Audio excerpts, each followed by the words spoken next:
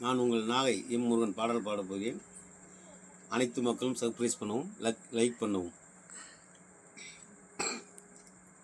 ஒரு பொன்மானை நான் காண தகுதிமித்தோம், ஒரு அம்மானை நான் பாட தகுதிமித்தோம்.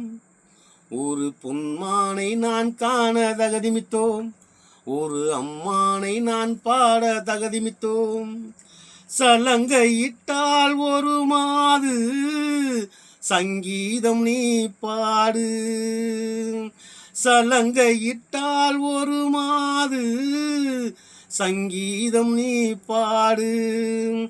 அவள் விழிகளில் ஒரு பலரசம், அதை காண்பதில் எந்தன் பரவசம்.